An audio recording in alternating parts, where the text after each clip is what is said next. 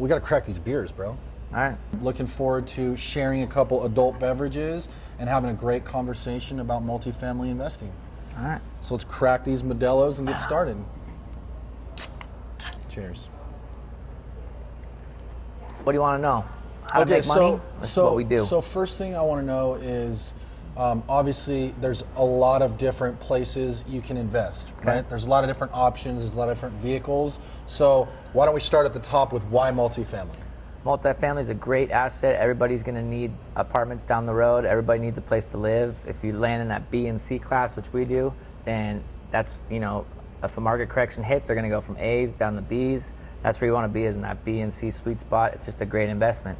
Everybody doesn't need to go to retail shopping. Everybody doesn't need to go invest in stocks, but everybody needs to have a place to live.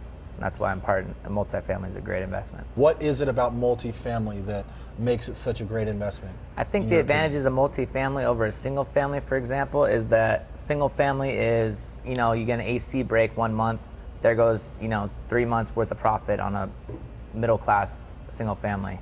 You get one problem tenant, that's $5,000 for a move out. Or we have multifamily, we have a 30 unit, the one we just looked at, and we have 10 vacancies when we first bought it, and we're still paying the bills. So I think you have a lot more room to wiggle, and I think it's just a better investment. Yeah, I think that's the important point there is you're really spreading out your risk, right? Because on a multifamily building, in most cases, you only have one roof to worry about. You only have one landscaping to worry about. You only have one set of paint to worry about. Whereas if you own multiple single family residences, to his point, you got 3 roofs to worry about if you own 3, or if you own 30, you got 30 roofs to worry about, 30 buildings to take care of. So you're really spreading out that risk, and then also in terms of the different types of financing that's available, right? Because in multifamily, the way you get those deals is it's not the same way as in residential real estate where you got to personally qualify. It's really all about the deal and how much cash flow is coming in. Correct. And with multifamily, you can raise the value of the property based on cash flow a lot more than if you own a place and you're based off appreciation. On single family. Multifamily, they base it off like a business off cash flow. So you can raise the rents $100 and it's going to make your property worth 20 grand more on one unit. If you have a 30 unit, multiply that by 30, that's a lot of money. Yeah. And so that's kind of really the name of the game when you're looking at these multifamily units, is you're looking at something that's either under rented, undervalued, not taken care of, mismanaged. Those are the types of things where you can come in and you can clean up the books, you can clean up the building, you can clean up the tenants, and that's where the real value increases come. And so like he was saying, you come in and you basically do all the work and you're forcing appreciation. You can increase the value of those assets significantly in a fairly short amount of time by coming in, cleaning it up, fixing the books, raising rents, and just making it an all-around nicer place. Yeah, you're to live. forcing appreciation. That's a great tip, or a great point, is because you buy a single family, you can't go in there and add value that much and raise the rents. It's not gonna make sense with one tenant. So you go in there on a 30 unit, you raise value, and that way, if a correction happens, then you're still gonna be in the green because you're forcing appreciation with the stuff like we did to that property, with the rehabs, with the kick the tenants out, rehab the insides, raise the rents. All that kind of stuff. Lower property management, lower costs. Thoughts on all that? Modelo, best beer in Mexico. Another big distinction between the residential world and the multifamily world is how properties are valued, right? When you go in, you buy a single family residence, if you want to increase the value, you've got to really make the property better. You've got to, it's really all about the condition of the property itself, where with multifamily, it's all about the rent rolls. So the name of the game is to come in there and figure out ways that you can raise rents and reduce expenses, and that's where the increase in value comes over time. So the idea is that what I think personally is the sexiest part of the apartment complex investing is that after like 2 or 3 years, you can refinance the property and you can get all of your initial money back. So now you're essentially playing with the house's money. You can own a property that cash flows forever, and you've gotten all your initial investment back, which basically makes it, an infinite return. A win-win, correct. And for your investors, if you have investors in a deal, you make them money, cash flow monthly, and then you return their money back in a few years, and then you give them more, and they own an actual piece of property, and it's just a win-win-win all the way around. Yeah.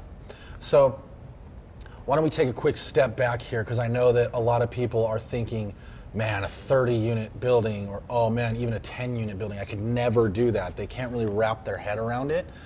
So why don't we talk about how you got started and what led you kind of down the path of what you're doing now? All right, so yeah, I got started. I was buying fourplexes in Vegas in about 09, 2010, and you know, we thought they were great, and we had 4 tenants. They're each doing $500 a month. We were buying them for 140 grand a piece. We're like, wow, this is great. They were selling for 350 back in 07. You know, we're gonna retire and have 5 of these under our belt. Cool. Well, then you start figuring out, like, you get one tenant go out, one tenant that screws up the place. That's 25% vacancy right there. So you're like, man, that just hit my whole bottom line for 2 months. And then we were buying them from people that were going and buying apartments, and we're always wondering, man, this is great, you know, da da da da. So we ended up watching Grant Cardone. Could I give him Grant Cardone a shout out? Give good old Grant Cardone a plug. So we started watching Grant Cardone, and he has his real estate investing podcast, and we started learning off that, like, wow, okay, we could do this. You know, emailing him, he emails you back. It's really awesome. And so we sold all of our fourplexes, me and a couple partners, and we bought a 57 and a 42 unit. And that's 10X. When we really 10X'd everything and just hit the next stride. And then we figured out, wow, this is not much different than rehabbing the roofs and the paint of a 4 unit just 10 times. So, you know, I like to really live by that motto is 10X, you know, 10X everything and you're good. And now here we are at 140 units today, and building it, and, you know, building our brand, building everything. And now we have a bunch of experience under our belt, contractors, property managers. You start building your team. And yeah, it's great. The banks have a relationship with us now, so it's really great. And I think that's definitely a key takeaway as well, is when you really start to think about it, a 4 unit versus a 40 unit, there's not really a whole lot of difference. It's just a bigger scale, right? So the hard part in doing these deals is finding the good contractors, finding the good property manager, finding someone to run the books, finding people that do the rehab work. And so at the end of the day, it takes just as much work to do a 4 unit as it does a 40 unit, but the returns on the 40 unit are just significantly higher. So if you can just wrap your head around the fact that it's the same process and it's the same team and it's the same people, it's just a little bit bigger of a roof and a little bit more to paint and a few more units to rehab, but at the end of the day the process is the same and the procedures are the same. Exactly, and just a couple more zeros, that's all. Just a couple more zeros, and you just can't be scared. You go get partners. If you don't know what you're doing, you go get a partner like us. You can go get partners that know 50 units, 100 units. There's people all over the place. You get money partners. You get, you know, you can use your property manager partners. There's all different ways to structure a deal and do it so you feel comfortable. You get your feet wet. Now you're on the loan. Then you can go get your own loan down the road. That's how you got to do it. It's a team sport. It's not a solo sport. You can't, if you're by yourself, it's going to take forever and ever. It's a team sport. You got to have all your team set in place. Yeah, that's a critical point, and something that we talk about all the time is that real estate is a team sport. And once you've built the team, now it's easier. Now you can scale, right? Now that we're out here and we've got the contractors, the managers, everything, and it's starting to run like a well-oiled machine, now it's going to be easier for us to go out and buy another one and just plug the same team in, use the same resources, and it's a lot more plug and play at that point. Yep, that's correct, 100%. So one thing that I really think is cool about your story that I think you should share is, and you were sharing with us at dinner last night, was where you were at in 2009 when you got laid off from your job. So tell me about that, right? Because that was even before you started, right? Before you even got your first property. So back in 2009, I was working, I had a video project, I had a video degree. I got laid off when everybody else got laid off, and I had $2,500 in a video camera to my name. It's like, what am I going to do? So I started selling stuff on eBay to pay rent, and I ended up starting my own production company, did a bunch of videos, did a ton of weddings, became #1 really quick, and then we started doing flips. I had some partners that were doing flips, again, a team sport. They were doing flips, I was giving them money, they were giving me a little money, and then we started building it up, and then we went to the fourplexes. So that's how we started, and we got the capital to do it. And I mean, I'm here to say a true living story. Anybody could do it. I mean, if you have zero right now, I mean, just go get some partners, start learning the deal. There's plenty of people out there with money. Right. If you have the skills, you can definitely have people with money on your side and your team and buy anything you want. So it just goes to show you, I mean, this guy literally went from $2,500 in the bank to over 100 units under his name in a very short amount of time, and that I just want to stress the point that that's really doable for you. Anybody can go out there and do it. It's not something that you need to be a rocket scientist to do. You just gotta go out there and put in the work and gotta hustle. Yeah, you gotta hustle. So really great story, man. Very inspiring. So why don't we touch on now kind of what it is that you're looking for in a deal? Like when you find a deal, how do you know it's a good deal? What is it that you look for when, making your next move? Yeah, so you want to find deals, like what we're specifically looking for is a C building in a B area, and something that we can turn a C area, which is like not so nice. We can go in there and paint it like the deal you just saw, and we can make it nice, and we can do the insides, the rehabs, get the new tenants, and we know that there's a demand for it in the area. That's really our bread and butter is what we're looking for. So really value add opportunities. Value add opportunities. What we're doing is, we go in there, we put 10% of the purchase price sometimes in there, fix it all up, raise the rents, and if the numbers make sense and the higher rents make sense, then it's gonna work. It's just a numbers game. It's running a business. That's what it is. The next question, and I'm sure a lot of people have the same question, is how do you find the deals? So, good question. So you can find the deals, you start building relationships with brokers. That's my number one thing I do. So once you have a broker's relationship, then they call you, hey, I got this deal. Then they'll start calling you off market if they know you're serious. And if a broker ever sends you a deal, always reply to them no matter what. Even if you don't like the deal, even if the deal doesn't make sense, reply to them and acknowledge that you have them. Or you got the deal, because then they'll start sending you, now you're 20% of their people they send out to, you're 20% of those people that actually reply, they're gonna start sending you deals that the other people don't get. So always reply, always respond to the broker. Even, hey, this doesn't work on my, this doesn't work with my team. Sorry, but thanks a lot. Just little stuff like that. That's one little nugget that you guys definitely should do. That's a really good tip. Yeah, it's so simple too. Yep. Oh, and then another person, termites. We called the guy for a termite inspection on a property, and he said, oh yeah, I have these owners that don't even care about their place. You can just tell. And I'm like, well, hey, call, get me the owner's contact. I'll call the owner and see if they want to sell their property. If they don't care about it, then we'll go in and care for it, and we'll get better tenants, and we'll make a profit on it, and that guy can get rid of it, and it's a win-win situation. So you could talk to vendors, you could talk to contractors, you can talk to property or brokers. So there's all kinds of those. That's just three. There's so many people you can talk to. So at the end of the day, what I'm hearing is it's all about relationships. It's a relationship. It's a team sport and a relationship sport. Yeah, because if you can get in with a good broker, they're going to bring you deals before they hit the market. And if you can get access to deals before they hit the market, that's where the real gold is, right? Same thing with, like you were saying, with pest control and property managers, right? Most property managers, they know other property managers, and those property managers all know people that own buildings. So if you can get them and maybe structure a win-win with them to where they feel good about it, they're going to start referring you deals also before they even hit the market. And that's kind of really where you want to be. Relationship. It's all relationship, and don't burn your bridges. Always be nice to people. Always pay it forward. Even if you don't need something from somebody at that time, even act like you need something from that, or you're going to need something down the road, because you'll never know when that comes around and you'll need something from somebody, or you'll be working with somebody, and if you burn a bridge, it's a real small world and everybody knows everybody. That's true. And just like you said, just being good at communication. Just respond to people. Pick up your phone when it rings. Return voicemails when you get them, right? It's the simple stuff that most people aren't doing, which is kind of mind-boggling, but that's crazy. It's the little things, man. The one little things that sticks out in the realtor, and they will keep calling you and give you deals.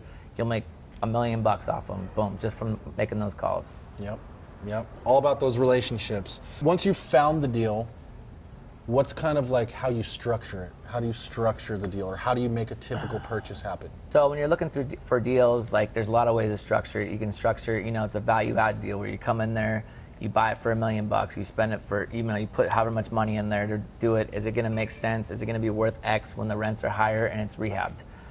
There's other deal structures where you buy the place and it's just a cash flow and it's turnkey. You buy it today, cash flows tomorrow. There's other deals that are full rehabs that are 1 year out, you don't get a penny. And those ones you get a way bigger return in a year, but you don't get a penny tomorrow. So it really depends on what deals you find and what deals you're looking for as your team. Our team in specific, we look for value add. So, a lot of times right off the bat, you're not going to make a whole lot of money, but down the road, it's going to be a great gain. Get your money back, keep making money. That's kind of our structure and motto. So a typical deal would look like what? Let's say it's $2 million purchase price. And how much are you looking to put down? How much are you planning to spend in rehab costs? Yeah. So when you buy a property, a good rule of thumb is 20 to 30% down. I'd probably do a little extra and go for 30% down. And I mean, the bank's your biggest partner. You're going to be getting a 70 to 80% loan from the bank. They're usually like a 20-year fixed.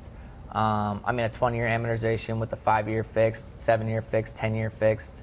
Just depends on where you're at, how long the rehab's going to take. Mm-hmm. So you're saying about 25 to 30% down. How much are you budgeting for a rehab? So for rehabs, when you want to go get your contractor in there while you're in contract.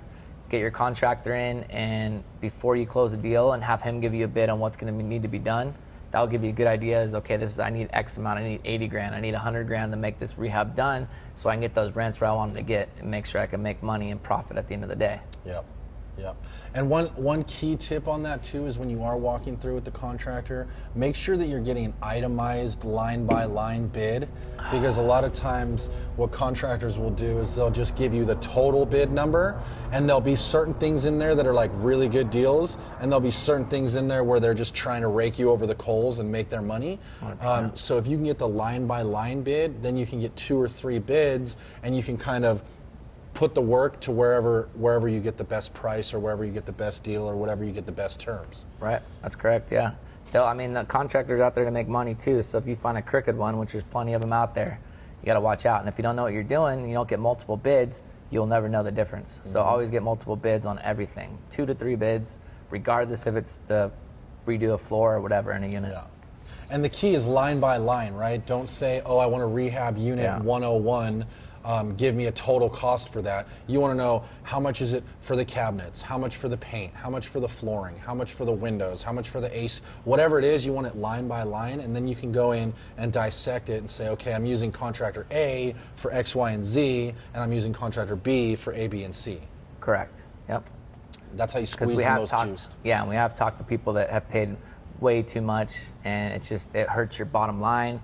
It screws your cash flow up, and that's the name of the game, is cash flow. And if that doesn't happen, then it's not a good business and it's not a good deal. So watch out for that. Yeah, definitely. So I know a lot of you are thinking probably like, I don't have the money to do a deal like this. I don't have a couple $100 grand laying around. I don't have the money 30% down on a $2 million property. So that's where something like syndicating deals come in, right? So how does that work? What does a syndication typically look like? So a syndication, if you have the knowledge, it's a team sport again. So if you have the knowledge and you go out there and you do your due diligence, you go learn the deals, you learn how to do deals, you go find a money partner that has the money, and then you guys can close on the deal. And then you can go find a sponsor that has the net worth for the bank, and you can close the deal. So you have 3 partners right there. You don't have to have 1 penny.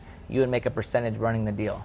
So it's all, you have to learn it, but you don't have to have money to start this at all. And I really want that to be a key takeaways, because, like you said, you don't need money. You don't need your own money. You do need money, but you don't need your own money.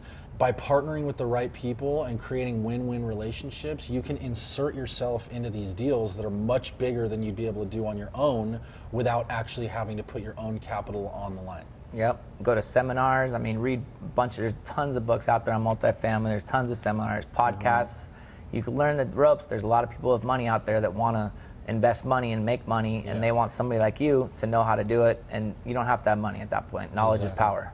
That's very true. There's so much money floating around out there and they are just looking for a place to place it.